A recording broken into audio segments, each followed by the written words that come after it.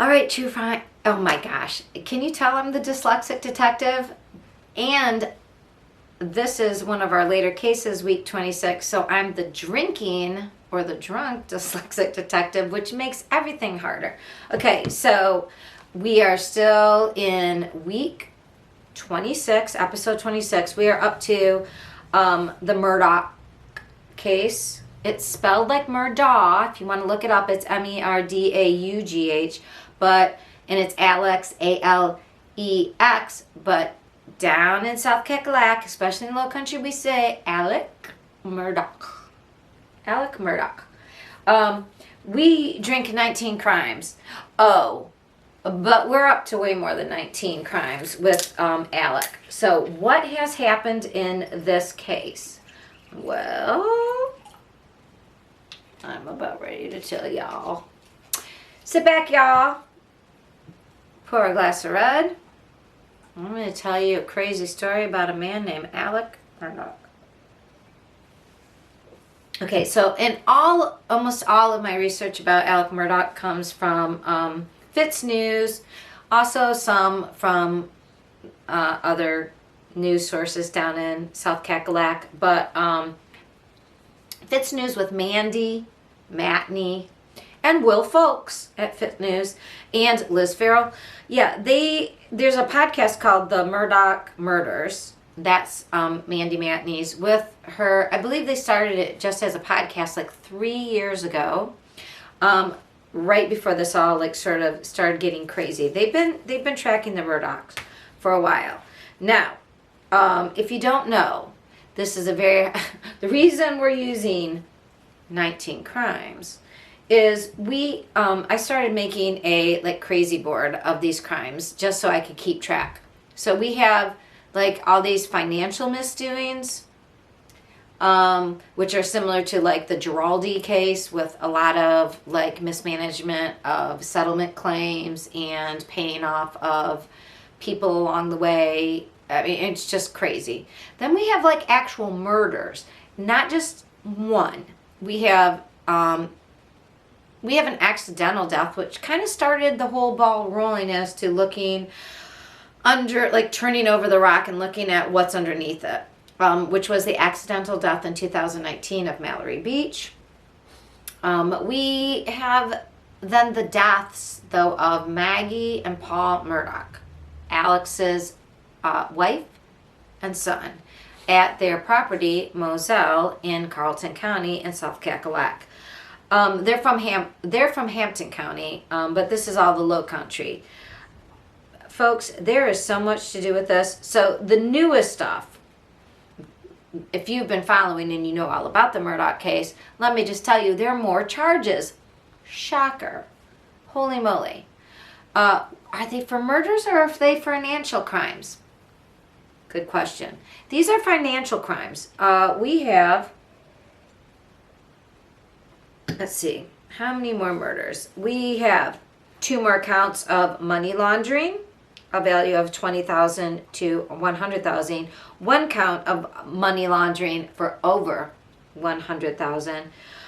There are 2 counts of computer crime of a value more than $10,000, and 4 counts of obtaining signatures or property by false pretenses of a value of $10,000 or more. So now Alex is up to 18 indictments and 90 charges. So if we're talking about 19 crimes, are we talking about indictments? Because he's at 18. We're almost there. If we're talking about charges, like individual charges, 90.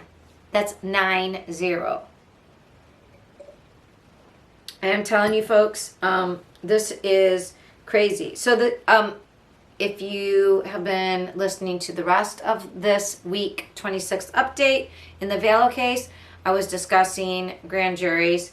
A grand jury is a jury. The reason it's called grand instead of like a petite jury is the jury we know, 12 people, right? Or sometimes like in the Johnny Depp case, less than 12 in a civil case, depending on the state, right? There's state laws and there's also federal laws. So this was a grand jury in South Carolina, and a grand jury is a group of people that meet, I think, once a month usually. So the grand jury, yes, has added more charges to Alec Murdaugh. And I was saying, so what I was in the process of saying was, we assume, so grand juries, there's two ways to indict people. And we talked about this in the Barry Morphew case, and in the Vallow case. So you can be indicted, if you're indicted by a grand jury, that means a grand jury is a larger group of people, more than 12. They hear only from the prosecutor, and then they will then they vote to either indict or not indict. And if you're indicted, that means then you go to court.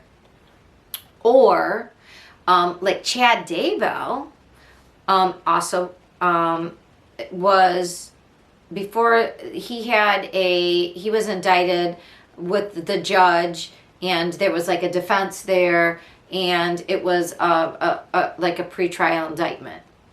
You can be indicted that way. And then the judge goes, yes, there's enough to go to court. So with this grand jury, obviously they say they can indict a ham sandwich. You might have heard that. So it's easier. But anyways, yes, Alec was indicted on more charges. He's already in jail. He's, last week the update was he wanted to put off the Mallory Beach civil wrongful death case because he owns the boat. He allowed his son to take it, so he is responsible. The insurance company doesn't want to pay off because they're saying, no, this wasn't like a legitimate business. I think his business was the one who insured it, and they're like, no, you gave permission for your kid to just use this. We're not covering you. So he wanted to wait and stay that case because they were getting ready for the murder trial, and basically the civil case is going forward. So we're going to have a Murdaugh civil case and the Mallory Beach case first, but we're still having, that murder case is still breathing right down, and now we have all these, and then we have all these charges on the financial crimes. So Murdaugh basically is going to be in jail, or excuse me, well, he's jailed, but he is going to be in court for all these cases for a very long time. So I'm going to try to create like a crazy map wall with red string to try to just have a visual for all the different effects, like all the different people that are involved in the different crimes. So please go to my main squeeze source, Mandy Matney's Murdaugh Murder podcast, because she doesn't just talk about the murders. She actually covers everything, and the financial misdeeds, and the drug running, and the history of the Murdaugh family. And there's so many, they're not really rabbit holes because they're really twists and turns, but they're all involved in actual indictments now. So financial indictments, murder indictments, but they have a nexus altogether of corruption in a state where someone uses their power to get out of trouble. It is very interesting. Also, Buster Murdaugh, who is the only living relative of Alec, I don't know if he's back in law school. He was thrown out of law school for cheating. His girlfriend, who has finished law school and passed the bar, has to do some sort of, before she can actually be a lawyer, has to do some explanation. And Alec was kicked out of school because somebody whom he plagiarized, they said was close to him. Was it his girlfriend? And does she have to explain that? We don't know. But there's some scuttlebutt. This is just rumor that somebody paid $60,000 to get Alec, or to get Buster back into law school. I don't know. I'm going to follow up on that, but that's just some tea. I'm just spilling a little tea here. It's hot. Okay, but if you see my tea, you know that's just a rumor. we're just going to keep it between us. I'm not sure about that. I will find out more. But if that's true, so are the Murdaughs still buying their way into things and buying their way out of trouble? It seems like it would be difficult to do so right now. I mean, we've got Palmetto State Bank in trouble. We've got, I think there was a judge involved in that mess with the financial things. We've got even people up into the state AG who can't, like Duffy Stone, friends of Alec Murdaugh, needs to stay out of this business because he's involved socially with Alec. I mean, that's going to be the problem here. And Alec has cases in all different counties in South Cackalack. Will they be merged into one case? That's what some people are saying. So all we know is that there are more counts now against him. Oh, and 2 associates. Yeah, there's 2 people that we haven't heard of before.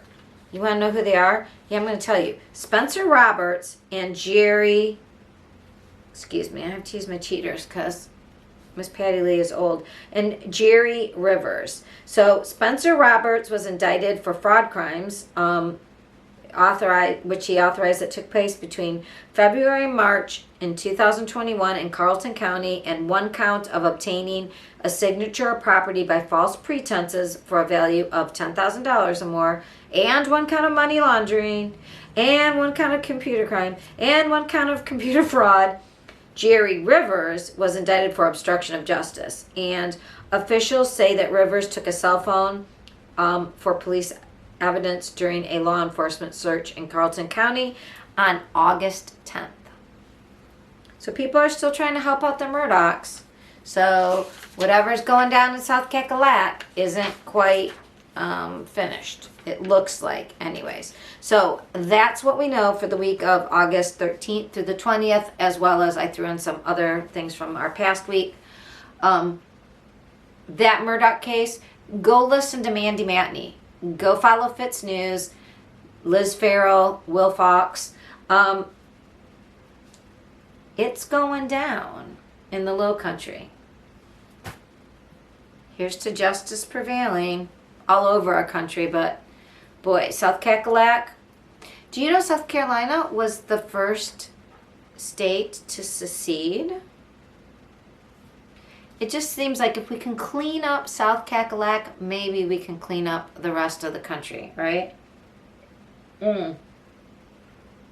Lindsey Graham's going to have to go. Lindsey Graham is from South Cackalack. He's going to be going to Georgia, though. That's a whole nother topic. Anyways, so true crime fans, that's what we know about the Murdaugh case. Go follow Mandy Matney on the Murdaugh Murder Podcast. You will not be sorry. There's so much to learn. It's like taking a case. If you follow all of it, it's literally like following a college course in corruption. All right. Like and subscribe.